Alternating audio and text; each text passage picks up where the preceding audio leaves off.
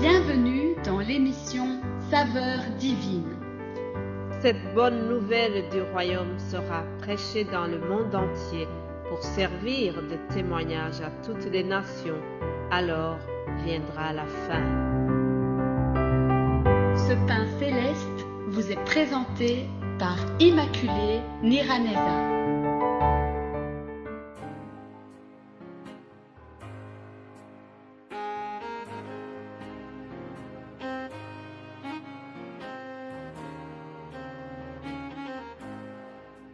Shalom, shalom, mes bien-aimés qui suivent l'émission Saveurs divines, que la paix de Christ soit avec vous. C'est vraiment une très grande joie pour moi de partager cette passion avec vous, celle de diffuser l'évangile, la bonne nouvelle du salut. Alléluia! J'espère que vous allez bien là où vous vous trouvez dans différents coins du monde. Alors aujourd'hui, continuons notre étude. Je dirais que vraiment cette semaine est réservée à une étude biblique sur le personnage d'Abraham. Je me suis posé la question, peut-être que certains parmi vous se posent la même question. Pourquoi est-ce que ce fut Abraham seulement qui a été appelé le père de la foi? Qu'est-ce qu'il a de spécial? Qu'est-ce qu'il a de particulier par rapport aux autres personnages bibliques? Avant de répondre à cette question, j'aimerais bien vous lire un passage de l'Ancien Testament où on nous parle de David, celui qui a tué le géant Goliath. Je vous lirai aussi un autre passage du Nouveau Testament pour souligner qu'il y a d'autres personnages bibliques qui ont fait de grandes choses, mais qui n'ont pas eu le même titre que Abraham. Lisons 1 Samuel 17. Aujourd'hui, l'Éternel te livrera entre mes mains. Je t'abattrai et je te couperai la tête. Aujourd'hui, je donnerai les cadavres du camp des Philistins aux oiseaux du ciel et aux animaux de la terre. Et toute la terre saura qu'Israël a un Dieu.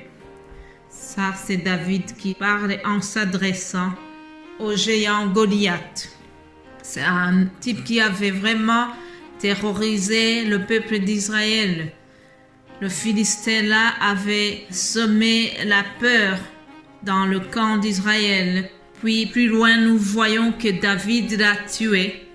Au verset 50, je lis ceci. Ainsi, avec une fronde et une pierre, David fut plus fort que le Philistin. Il le terrassa et lui ôta la vie sans avoir d'épée à la main. Verset 54, David prit la tête du Philistin et la porta à Jérusalem et mit dans sa tente les armes du Philistin. Ça, c'est un grand exploit de David.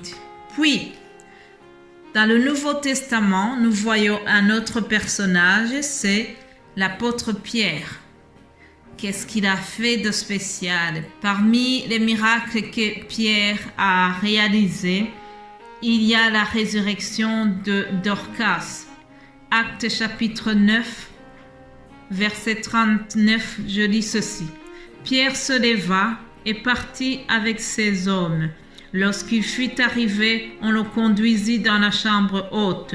Toutes les veuves l'entourèrent en pleurant et lui montrèrent les tuniques et les vêtements que faisait Dorcas pendant qu'elle était avec elle.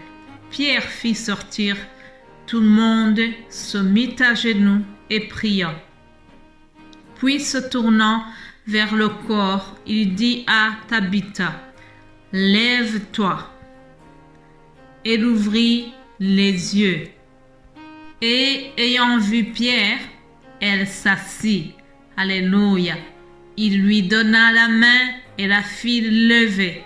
Il appela ensuite les saints et les veuves et la leur présentant vivantes. Alléluia. mes bien-aimés de Dieu. Ces deux personnages que je viens de vous présenter, Pierre et David, ils ont fait de grandes choses. Et pourtant, la Bible ne les appelle pas des héros de la foi ou des pères de la foi. Ce titre est réservé à notre cher Abraham. Qu'est-ce qu'Abraham a fait de spécial? Nous allons relire un peu Genèse 12 pour voir comment tout a commencé. Genèse 12, je lis ceci. Voyage vers le pays promis. L'Éternel dit à Abraham, va-t'en de ton pays, de ta patrie et de la maison de ton père dans le pays que je te montrerai. Point. Je m'arrête ici pour le moment. La première raison qui fait que Abraham est appelé le père de la foi, c'est parce qu'il a obéi à la volonté de Dieu pour sa vie. Retiens ceci. Abraham a obéi à la volonté de Dieu pour sa vie. Chers amis, lorsque Dieu lui demande de quitter Charan, de quitter sa famille, en quelque sorte, Dieu lui demande d'aller vers l'inconnu. À ce moment-là, Abraham, c'est quelqu'un de très riche. Abraham, c'est quelqu'un qui a une famille. C'est un grand entrepreneur, on va dire. C'est quelqu'un qui a des troupeaux. C'est quelqu'un qui est vraiment bien établi, qui est dans sa zone de confort. Dieu lui demande de quitter cette zone de confort pour aller vers l'inconnu. Et pourtant, ce n'était pas facile. À l'âge de 75 ans, partir comme ça, quitter son pays, quitter ses biens et partir vers l'inconnu. Ce n'est pas quelque chose de facile. Et pourtant, Abraham a obéi. Il a quitté ses habitudes pour aller dans la volonté de Dieu. Au verset 2, Dieu lui a dit, je ferai de toi une grande nation et je te bénirai. Je rendrai ton nom grand et tu seras une source de bénédiction. Alléluia. Abraham savait très bien ce qu'il quitte. Il savait bien ses richesses. Il savait bien qu'il avait des troupeaux.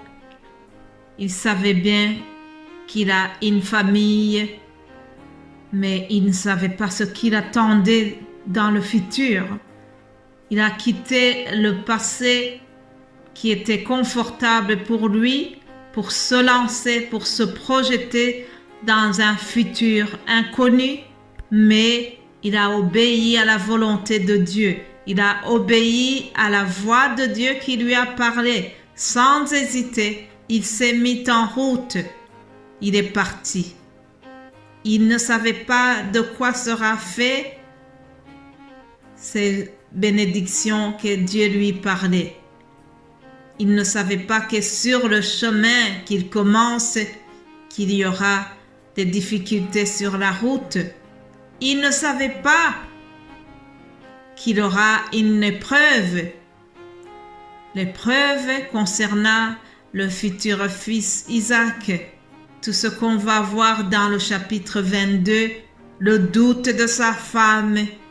Tout cela, Abraham ne savait pas que toutes ces choses l'attendaient au tournant. Mais il a obéi à l'appel de Dieu. Voilà ce que nous devons faire, chers amis. Obéir à l'appel de Dieu. Obéir à la volonté de Dieu, même si nous ne savons pas de quoi sera fait demain. Mais nous devons obéir à l'appel de Dieu, quoi qu'il arrive. C'était ça la toute première leçon que nous apprenons sur Abraham et nous allons continuer demain. Passez une excellente journée. Que Dieu vous bénisse abondamment au nom de Jésus-Christ. Amen.